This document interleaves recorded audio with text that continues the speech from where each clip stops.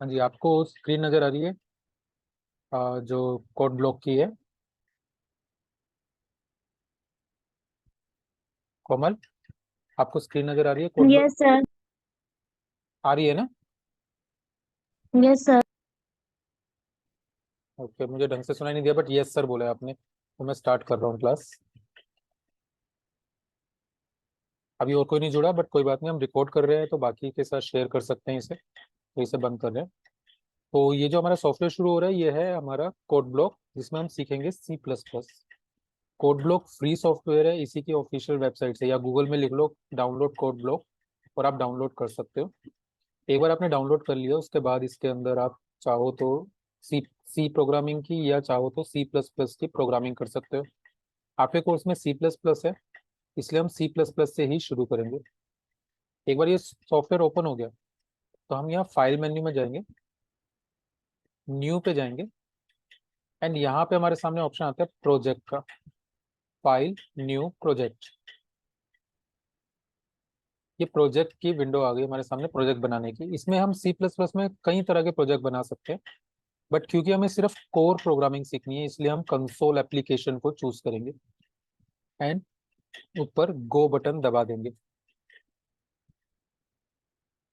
इससे हमारे सामने एक और एक एप्लीकेशन ये ओपन हो गया हमारे सामने, छोटी सी विंडो। इसमें हम नेक्स्ट बटन दबाएंगे और यहाँ से अपनी प्रोग्रामिंग लैंग्वेज चूज करेंगे, हमें सी पे बनाना है कि C++ पे। तो हम C++ पे बनाते हैं। नेक्स्ट, उसके अपने प्रोजेक्ट को कोई भी टाइटल दे सकते हैं। तो यहाँ पे हम टाइटल दे देते हैं फर्स्ट क्लास। इसके नीचे यहाँ पे सिलेक्ट होता है कि हमें कहाँ पे सेव करना है। अगर ये लोकेशन ठीक है तो ठीक, नहीं तो आप इस तीन डॉट पे क्लिक करके आपके सामने विंडो एक्सप्लोरर ओपन हो जाएगा, यहाँ से आप चूज कर सकते हो आपको कहाँ चाहिए। तो फिलहाल ये ठीक है, हम यही वाला चूज कर लेते हैं, कैंसिल करने हैं फिलहाल। एंड देन फिर फर्स्ट क्लास डॉट CBP, यहाँ पे ये CBP ये लिखा होता है, इसका मतलब होता है कोड ब्लॉक प्रोजेक्ट। हम इस समय कोड ब्लॉक के अंदर ये बना रहे हैं तो कोड ब्लॉक CBP होता है प्रोजेक्ट के लिए। ये फर्स्ट क्लास डॉट CBP नाम से हमारे एक प्रोजेक्ट फाइल बन जाएगी। अगली बार इसी पे डबल क्लिक करके हम चाहें तो इसको वापस कोड ब्लॉक में खोल सकते हैं। ओके, नेक्स्ट, हमारा जो ये फाइल बनेगी ये कहाँ बनेगी? C ड्राइव यूजर्स, उसका यूजर का नाम, डॉक्यूमेंट्स के अंदर, C डेमो के अंदर, फर्स्ट क्लास डॉट CBP के अंदर बन रहे हैं। मैं इसका पाथ चेंज कर देता हूँ थोड़ा सा। यहाँ क्लिक करके C डेमो, C प्रोग्रामिंग के लिए मैंने बनाया था तो डॉक्यूमेंट्स में आकर के ही इसको सिलेक्ट कर लेते हैं। तो डायरेक्टली डॉक्यूमेंट्स के अंदर फर्स्ट क्लास नाम से बन जाएगा। ये पाथ जहाँ पे भी आप दे रहे हो आपकी फाइल वहीं सेव होगी, इसीलिए आपको देखना होगा इसे कि कहाँ से ये फाइल आ रही है। तो ध्यान रखना, C ड्राइव के अंदर यूजर्स के अंदर यूजर नाम, उसके बाद डॉक्यूमेंट्स, फिर first class. First class folder का नाम है, वो ये कहाँ से आया क्योंकि हमने प्रोजेक्ट का टाइटल फर्स्ट क्लास दिया था। उसके बाद first class dot CBP, code block project, ये हमारा पूरा स्ट्रक्चर है। खैर एक बार ये भर लेंगे, हालांकि ज़्यादा मुश्किल नहीं है। एक बार आपको बस अपना प्रोजेक्ट सेटअप करना होता है, नाम देना होता है, बस दो काम करने होते हैं और उसके बाद नेक्स्ट दबा सकते हो आप। यहाँ पे आपके सामने कंपाइलर आता है। कंपाइलर का कंसेप्ट मैं अभी बताऊंगा आपको, बट ये GNU GCC कंपाइलर है जो इस कंप्यूटर में इंस्टॉल है। अगर मैं इसे ओपन करूँ तो यहाँ बहुत सारे कंपाइलर होते हैं जो C++ के लिए यूज़ किए जाते हैं, बट हमारा already GNU GCC compiler computer में इंस्टॉल है और वो सिलेक्टेड है। तो हम कोई दूसरा सिलेक्ट करेंगे, वो हमारे कंप्यूटर में नहीं होगा तो ये काम नहीं करेगा, इसीलिए GNU GCC कंपाइलर को रहने देते हैं एंड फिनिश दबा देते हैं। जैसे फिनिश दबाते हैं, लेफ्ट साइड में ये मैनेजमेंट के अंडर में हमारे सामने एक प्रोजेक्ट क्रिएट हो गया। यहाँ लिखा है फर्स्ट क्लास, इसमें एक सोर्सेस आ रहा है और यहाँ प्लस लिखा हुआ है, इस प्लस को दबाओ तो यहाँ पे हमें मेन डॉट CPP नजर आ रही है। अब पहले था CBP, अब है CPP। फर्क क्या है? तो देखिए मैं इसको नोट्स बनाता हूँ इसके थोड़े से। ये मैंने नोटपैड की विंडो खोल ली, आपको नजर आ रही है नोटपैड की विंडो? एक सेकंड मैं यहाँ पे ओपन करता हूँ। अब आपको नोटपैड की विंडो नजर आ रही होगी। यहाँ पे हम नोट्स Yes, sir. यहाँ पे अब हम नोट्स भी बनाते हैं इसको। तो पहला हमने देखा था extension dot first class dot CBP। यहाँ पे CBP मतलब होता है कोड ब्लॉक, जो हमारे सॉफ्टवेयर का नाम है, और प्रोजेक्ट। अब की बार हम देखते हैं डॉट CPP। इसका मतलब होता है C++। इससे पता चलता है कि ये C++ नाम की फाइल बनाएगा। यहाँ मेन डॉट CPP में मेन क्या है, इसको हम कह सकते हैं एंट्री फाइल।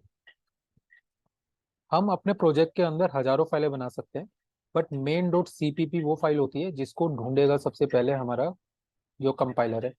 अगर उसको मेन डॉट CPP नजर नहीं आएगी तो वो एरर दिखा देगा फाइल नॉट फाउंड का। बाकी जिस मर्जी नाम की हो उससे फर्क नहीं पड़ता, तो इसलिए मेन डॉट CPP नाम की एक फाइल तो बनानी ही पड़ती है। मेन डॉट CPP पर डबल क्लिक कर देते हैं, तो यहाँ देखिए कुछ प्री डिफाइंड कोड लिखे हुए हैं। ये डेमो कोड है जिसको यहाँ लिख के रखा गया होता है ताकि हमें स्टार्टिंग पॉइंट मिल जाए जहाँ से हम काम करें। और ये पूरा चलता हुआ प्रोग्राम है, इसको हम चला के भी देख सकते हैं, बट उससे पहले हमें समझना पड़ेगा कि चलाते क्या है और कैसे हैं और क्यों हैं। तो हम नोटपैड में ही चलते हैं।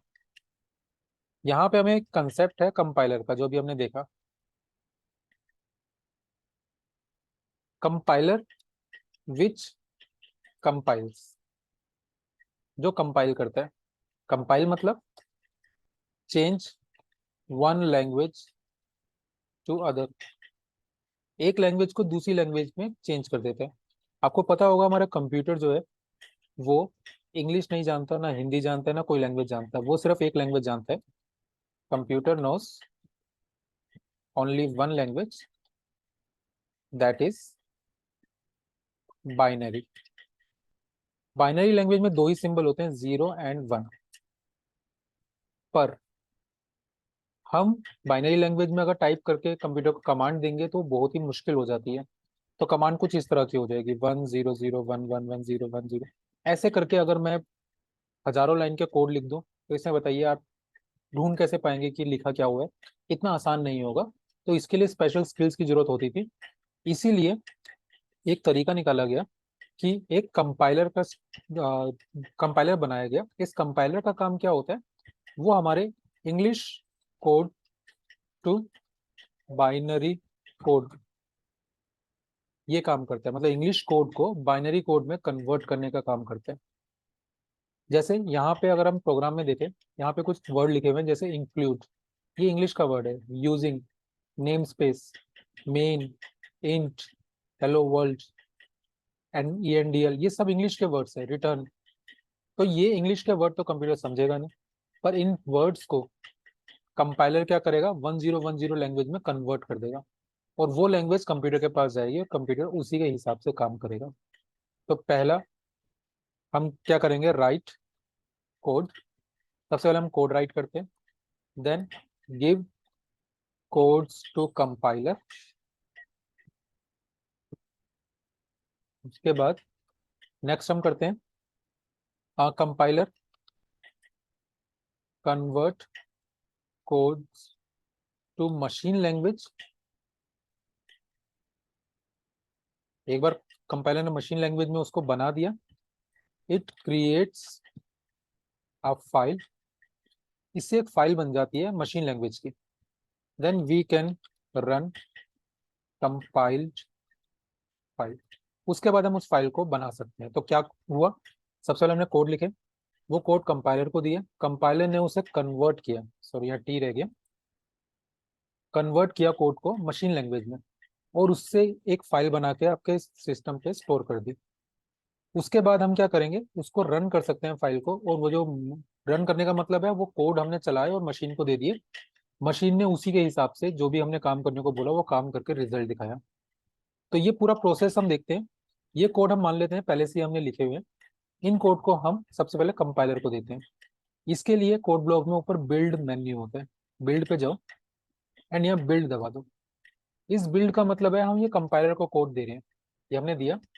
जैसे हमने ये दिया, हमारी एक और फाइल बन गई होगी जहां हमने ये बनाई है फर्स्ट क्लास, वहां पे मशीन लैंग्वेज की एक फाइल बन चुकी होगी। अभी हमें देखने की जरूरत नहीं है, हम अब उस कोड को रन कर देते हैं, मशीन फाइल को रन करते हैं। बिल्ड में चलो। ओके, आई थिंक ये रुका हुआ है। बिल्ड अबॉर्ट करते हैं इसको, हुआ नहीं है। यहाँ से रन करके देखते हैं एंड ये हमारे सामने एक स्क्रीन ओपन हो गई। इस स्क्रीन पर कोड लिखने की कोशिश कर रही है।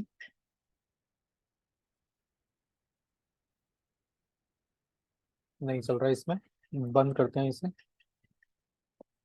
ये दोनों, पहले एक चीज और बताया था, उसके बाद फिर ये कोड हम चला के दिखाएंगे। ये दोनों काम अगर हमें एक साथ करना हो तो बिल्ड में ही बिल्ड एंड रन का एक ऑप्शन आता है जिसका शॉर्टकट की होता है F9।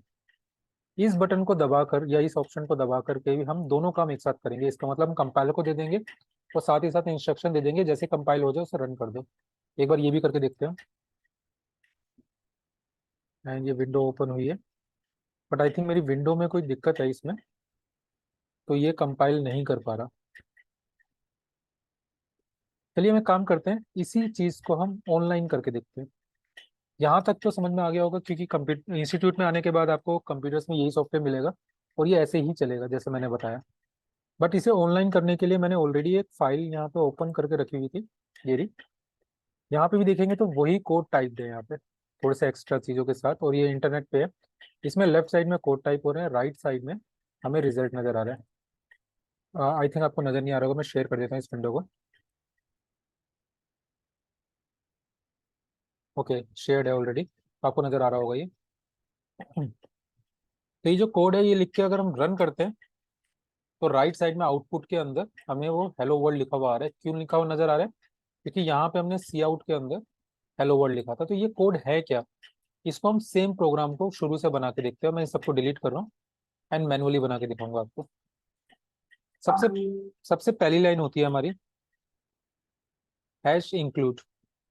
इसका मतलब है कि हमें कुछ कोड इंक्लूड करनी है सी प्लस प्लस के। इसमें सी प्लस प्लस के अंदर एक फाइल होती है आईओ स्ट्रीम। आईओ स्ट्रीम का मतलब है इनपुट आउटपुट स्ट्रीम। इसका मेन काम होता है आउटपुट दिखाना, जैसे यहाँ हेलो वर्ल्ड नजर आ रहा था अभी हमें, या यूजर से कुछ इनपुट लेना जो हम आगे सीखेंगे। तो आईओ स्ट्रीम एक बार दे दी, उसके बाद हमें यहाँ देना होता है इंट मेन। ये मेन फंक्शन भी वही काम कर रहा है हमारा जो वहां पे हमने बनाया था, मेन फाइल करती है। मेन फाइल आपकी होनी ही चाहिए और मेन फाइल के अंदर मेन फंक्शन होना ही चाहिए, तभी आपका प्रोग्राम प्रॉपर काम करेगा। इंट यहाँ लिखना जरूरी है, ये रिटर्न टाइप होता है। रिटर्न टाइप कैसे काम करेगा वो देखते हैं। कर्ली ब्रेस स्टार्ट करते हैं। एक मिनट, ये किसने ज्वाइन किया अभी?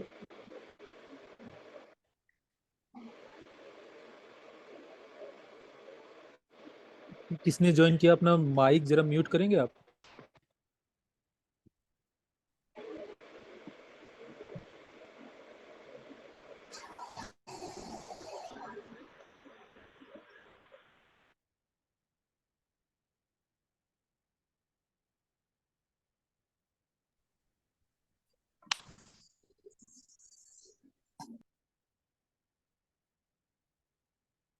एक मिनट, ये म्यूट हो गया। ठीक है, चलिए देखते हैं।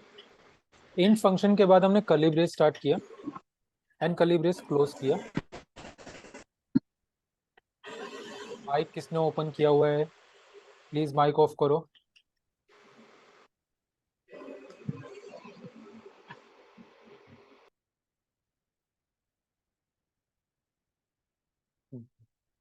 ठीक है, तो ये इंट मेन के बाद हमने यहाँ कर्ली ब्रेस स्टार्ट किया और इसे मल्टी लाइन पे कर दिया। अब क्योंकि हमने यहाँ इंट किया हुआ है तो यहाँ पे हमें करना पड़ेगा रिटर्न कोई भी इंटीजर नंबर। इंटीजर नंबर कौन से होते हैं? 0 1 2 3 4 5 6 7, ये सारे के सारे इंटीजर नंबर है।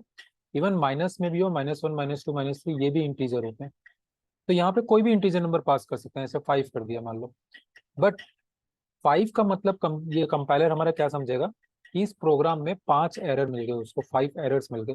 तो नंबर ऑफ एरर्स रिटर्न करता है मेन फंक्शन। तो इसीलिए नंबर ऑफ एरर हम 0 रखते हैं इसके अंदर हमेशा, ताकि हमारा प्रोग्राम में कंपाइलर कंफ्यूज ना हो कि कोई एरर मिला है या प्रोग्राम सही है।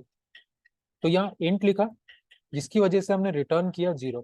जब कभी यहाँ इंट लिखा है तो यहाँ कोई इंटीजर नंबर हमें रिटर्न करना ही पड़ेगा, नहीं तो काम नहीं करेगा।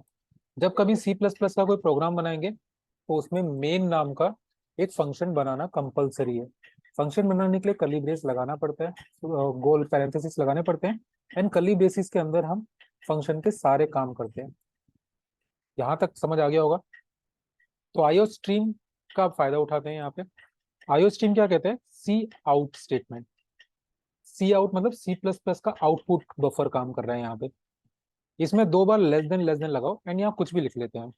मान लो hello spread my career and semicolon.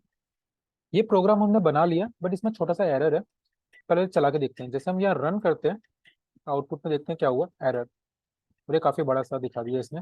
इसने बोला सी आउट जो आप यूज कर रहे हो सीधा मत करो, इसमें एसटीडी लगाओ।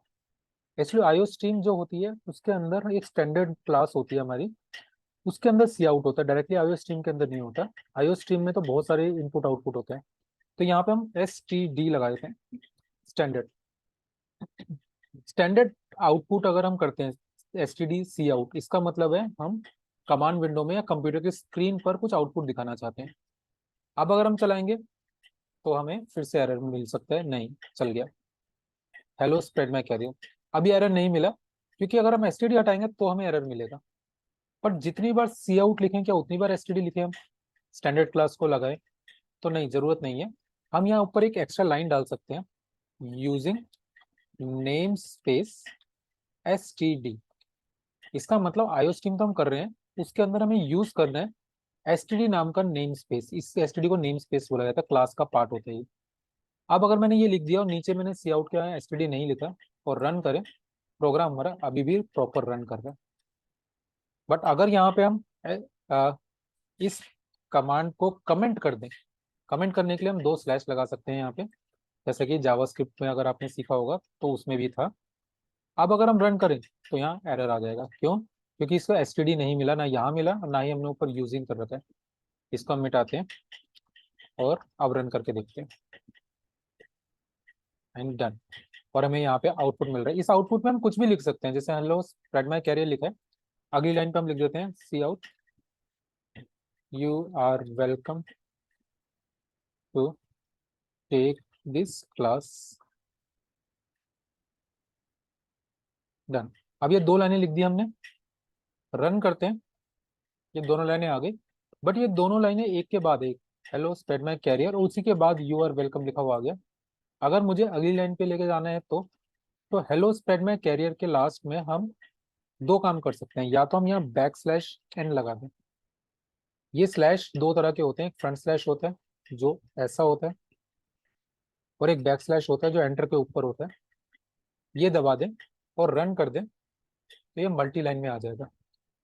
बट यहाँ पे एक और तरीका होता है कि जब आपका ये खत्म हो जाए, इसके बाद फिर से 2 बार लेस देन लगा के हम ई एन डी एल नाम की एक स्टेटमेंट लगा सकते हैं।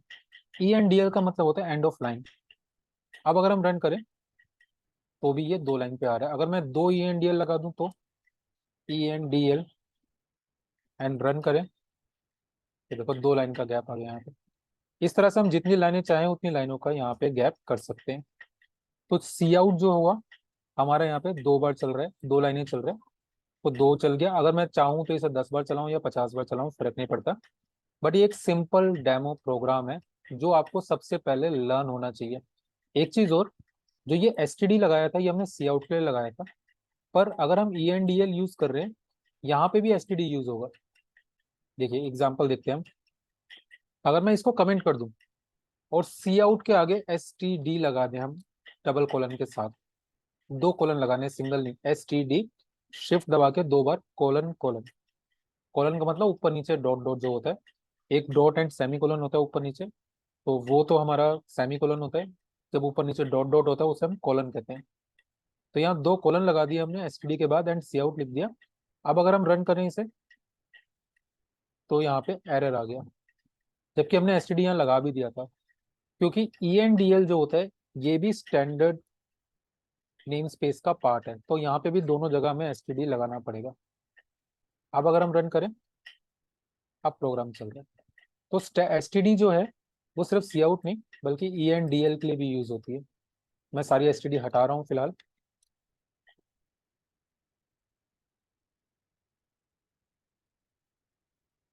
एंड ये लास्ट वाला भी हटा दिया, और ऊपर से यहाँ कमेंट हटा देता हूँ ताकि एसटीडी सबके लिए अवेलेबल रहे। अगर मैंने कमेंट ऊपर सॉरी नेम स्पेस मैंने एसटीडी दे दिया, उसके बावजूद अगर मैं यहाँ पे एसटीडी यूज कर लूँ तो क्या एरर आएगा? नहीं, तब भी कोई एरर नहीं आएगा, प्रोग्राम हमारा वैसे ही काम करेगा। बट दो दो बार करने की जरूरत नहीं है, इसलिए ऊपर जब नेम स्पेस दे दिया एसटीडी तो इसकी जरूरत नहीं पड़ेगी। ठीक है, अब इसे रन करके देखते हैं एंड ये चल गया। ये एकदम सिंपल प्रोग्राम है। आप में से सभी लोग स्टार्टिंग से ज्वाइन नहीं थे आई थिंक, तो जैसे ही ये वीडियो अब कंप्लीट हो गई है हमारी, मतलब आज की पहली क्लास के अंदर जो हमने करना था वो कर लिया, तो इसको जैसे ही ये कंप्लीट होती है इसे कन्वर्ट करके मैं यूट्यूब में अपने चैनल पे अपलोड करके लिंक दे दूंगा आपको। आप इस क्लास को शुरू से लेकर एंड तक वापस देख सकते हैं। अगर आपको कुछ कंफ्यूजन हो, कोई क्वेश्चन है, तो अभी आप पूछ सकते हो चाहो तो। किसी को कोई क्वेश्चन है?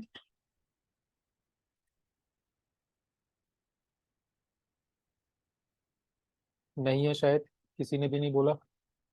ये एक पार्टिसिपेंट हो रहा है अभी, ओप्पो। कौन है ये?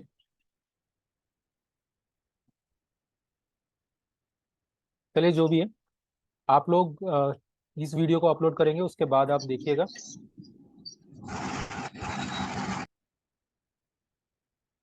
इस वीडियो को जैसे ही मैं यूट्यूब में अपलोड कर दूंगा, लिंक भेज दूंगा, आप उसको देखिएगा। इसके बाद आज की क्लास में बस इतना ही करते हैं। आपको बस ये कोड लर्न करने होंगे। जब इंस्टीट्यूट में आएंगे तो मैं ये कोड ब्लॉक में ही कराऊंगा, बट यहाँ पे कोड ब्लॉक में मेरे स्ट्रक्चर में कोई दिक्कत आ रही है, इस वजह से वहाँ चल नहीं पा रहा, जिसकी वजह से मैंने यहाँ पे ये ऑनलाइन करवा रहा हूँ। ऑनलाइन ये कहाँ पे हो रहा है अगर ये देखना है तो मैं इस लिंक को कॉपी कर लेता हूँ एंड आपके सामने यहाँ पे पेस्ट कर देता हूँ, ताकि आप ये link as it is type करोगे तो इसी कंपाइलर में पहुंच जाओगे और आप भी ऑनलाइन कर सकते हो अगर नेट से करना चाहो आप तो। बट अगर आप कंप्यूटर में अगर अपना सॉफ्टवेयर कोड ब्लॉक डाउनलोड करके करना चाहते हो तो वहां से भी कर सकते हो। दैट्स ऑल, आज इतना ही करते हैं क्लास के अंदर। एक मिनट, चैटिंग में कोई मैसेज आया। वॉइस नहीं आ रही? वॉइस आ रही है मेरी सबको? Yes sir. Yes sir. ये किसको वॉइस नहीं आ रही? वीवो कौन है? आपके यूजर नेम यहाँ गलत लिखे हुए हैं इसलिए पता नहीं चल रहा। बट अगर वॉइस नहीं भी आ रही है आपको, तो जैसे ही मैं इसे अपलोड करूंगा वहां आप चेक कर सकते हो, वहां प्रॉपर वॉइस के साथ आएगा।